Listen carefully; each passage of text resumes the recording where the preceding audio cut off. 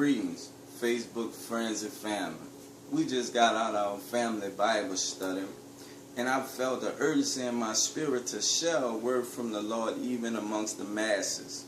And we was going over Matthew 14, and I'm going to read verse 13, but verse 13 and 14 was Jesus went to a desert, and the multitudes followed him.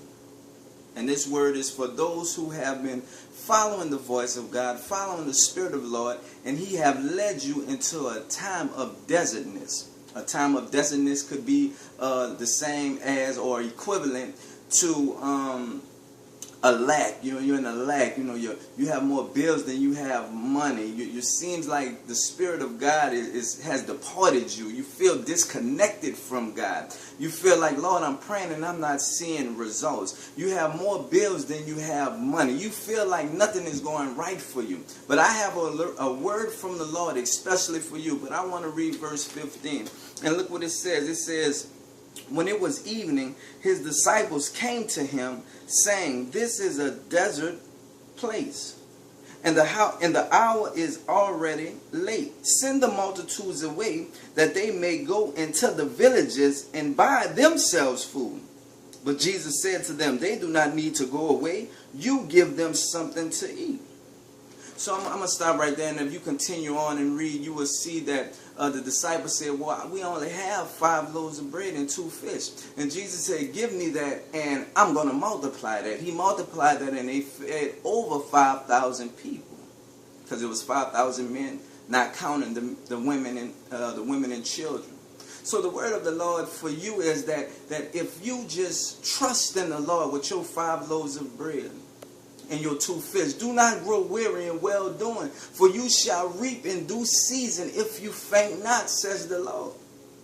That you would just continue to trust in the Lord, and it doesn't matter how mediocre what you do have, or how small of an inkling it may seem to you. But to God, it's everything. The most valuable thing that you can give the Lord is your time. That's the most valuable thing. He don't need your money. Tithing is important. Give him your 5 loaves of bread. But sanctify a time set to the Lord and say, "Lord, even though right now it seems like I'm in a desert, I trust you. Even though it seems like, Lord, I don't know what to do, I trust you." Because when he heard those words, "Lord, I trust you with my 5 loaves of bread and my 2 fish," that gives him the lead way to say, "Now let me do what I want to do." Because it's like this here. I could be giving you $100. And I'm saying, "Here, take these $100. But if you don't take the initiative and reach out your hand and say, "Thank you for those $100 or receive those $100, then those $100 will just be stuck in my hand." And that's the same thing with us. We have to take the initiative and say, "Lord, wherever you lead me, even though it seems like I don't know, I trust you.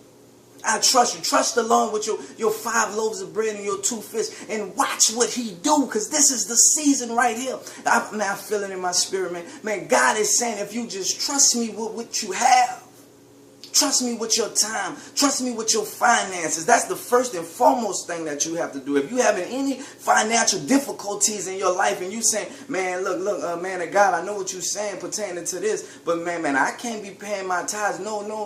You can, because you can't afford not to tithe.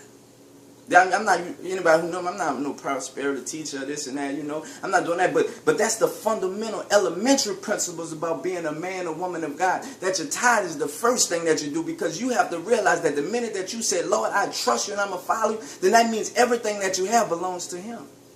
Because Jesus said, "If anyone desires to come after me, they must deny themselves first and pick up their cross and follow me." There's no suffering without the cross.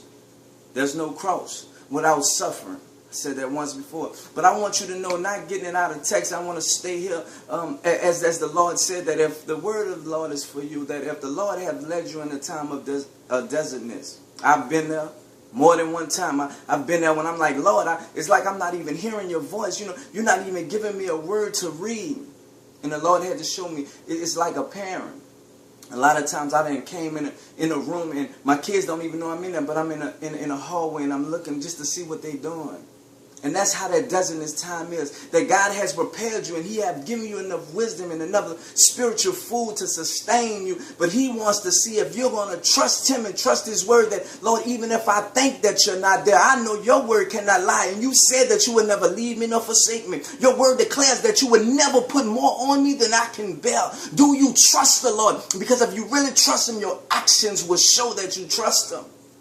I know it may seem harder. Man of God, you don't understand. No, I understand, because if you know what I had to go through to get where I'm at, and I know what I have to go through still to get where I'm going. But praise God that I know his word cannot lie. That he said he would never leave me nor forsake me. And I'm convinced that, guess what? Even though the suffering of this present time is not even worthy to be compared to the glory that shall be revealed. So I just pray that this word inspired you and it encouraged you that even if you are in a time of desertness, just trust the Lord with what you have. Trust him with your 5 loaves of bread and your 2 fish. And say, Lord, I trust you. Tell him that every day. Say, Lord, I might don't understand and I don't even want to understand, but I just want to trust you, and you know that I trust you. And pray, say, Lord, give me a word that's for me to know that what I'm going through is not in vain.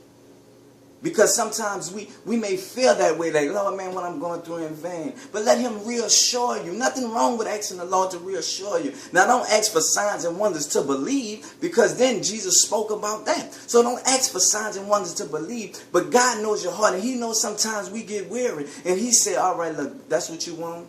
Let me give you this.